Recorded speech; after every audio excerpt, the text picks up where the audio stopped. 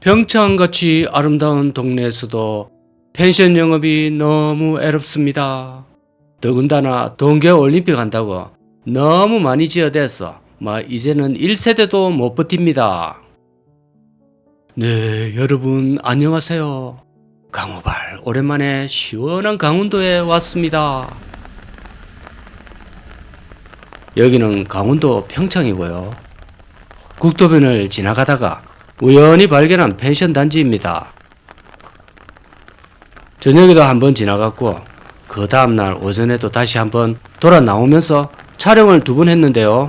낮에 다시 와보고 혹시나 누군가 있으면 이 조용한 펜션에서 오늘 밤 하루 묵을 작정으로 왔거든요. 그런데 안타깝게도 역시 멈춰 있고요. 아무도 없는 곳입니다. 입구 쪽에는 이렇게 풀이 수북하게 자라서 누가 봐도 관리가 안 되고요. 한 1년 정도는 내버려 둔 듯한 그런 모습입니다. 조심스럽게 입구 쪽으로 들어가 보겠습니다. 그래도 혹시 주인장님이라도 관리동에 계실 수 있으니까 조심스럽게 이렇게 가봤는데요. 그래도 역시 덩그러니 되어 있네요. 어야노. 자, 이런 종류, 특히 이런 미국식 목조 주택으로 지은 건축 양식이 전형적인 2000년대 초반 펜션이 한참 들어서던 그 시절 당시 유행했던 스타일입니다.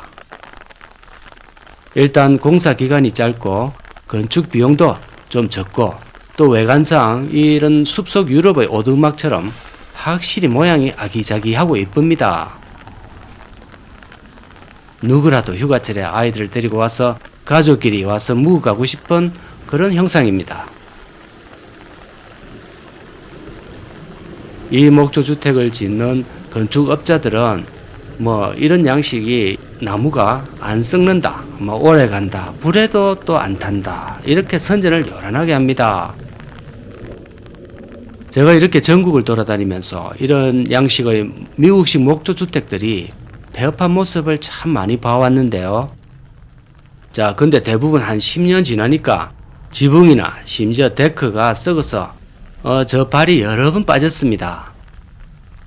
덕분에 찰가성도 입은 적이 있고요. 부지직 하면서 그냥 쑥 꺼진 적이 몇 번 있었습니다. 그래서 제가 이런 데크를 밟을 때는 항상 돌다리를 두들겨 보듯이 먼저 앞발로 눌러보고 다닙니다. 좀 오래된 곳은 항상 조심스럽습니다. 그러니까 결국 나무라는 것은 아무리 관리를 잘해도 방부목이니 뭐니 해서도 결국은 썩으니까 업자들 말을 다 믿어서는 안 됩니다. 안 썩는 나무는 오직 살아있는 나무밖에 없습니다. 그래도 건물을 버리더라도 결국 나무는 친환경적이긴 합니다. 어쨌든 여기 펜션동도 참 안타깝게 폐업을 한 상태인데요.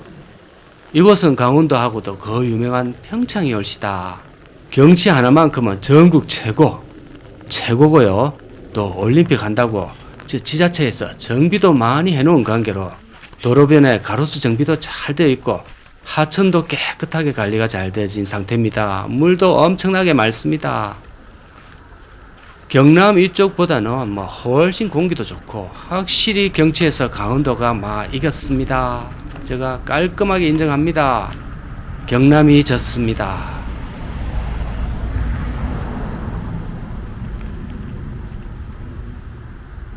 그래도 아무리 경치가 좋아도 개별 사업은 어딜 가나 어렵다 그런 결과가 되겠습니다. 보통 이런 펜션과 카페는 경치 하나 믿고 버리는 경우가 참 많거든요. 강발이 이 채널을 시작할 때부터 줄곧 드리는 일관된 메시지가 있습니다. 경치가 됐든 돈발이 됐든 함부로 사업을 벌이지 말자입니다. 아무리 경치 좋아도 또 아무리 돈이 많아도 안 되는 건 안 됩니다.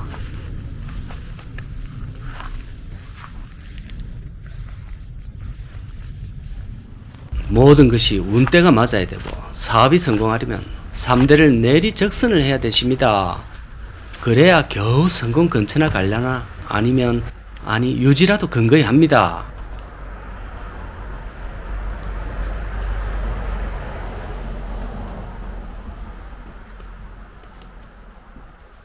요새 자영업자 폐업한다고 언론에서 지겹도록 합창을 해대는데 65만이 폐업했다지요. 그리고 그것도 매출 절반이 이자다 이런 내용들이 계속 나오는데요. 65만이면 말이 65만이지 웬만한 대도시가 사라지고 있다는 뜻이 되겠습니다.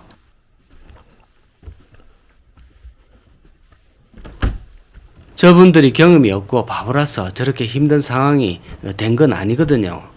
수십 년 동안 같은 장사를 해왔던 분들도 지금 못 버티고 지금 나오고 있습니다.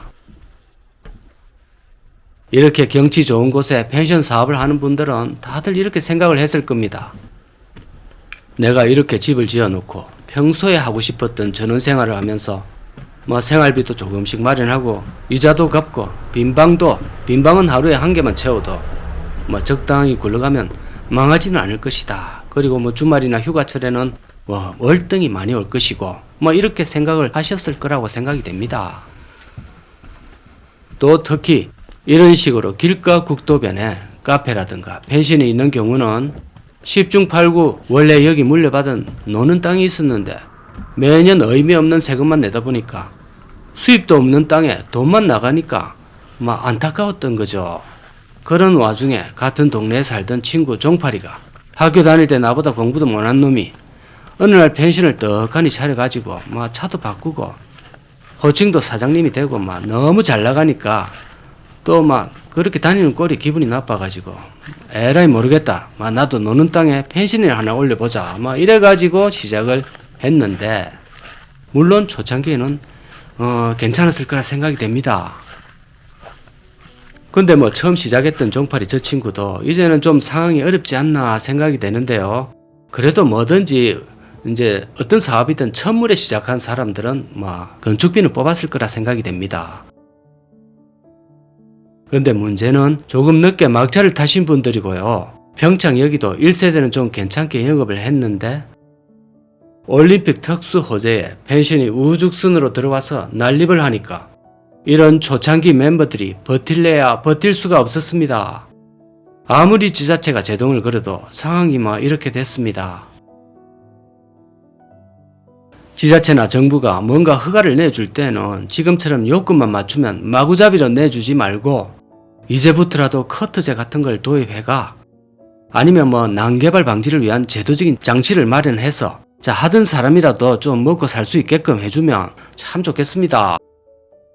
실컷 잘 하다가도 옆에 하나둘 생기면 갑자기 생계가 바로 무너지는 이런 일이 있어서는 안 되겠습니다.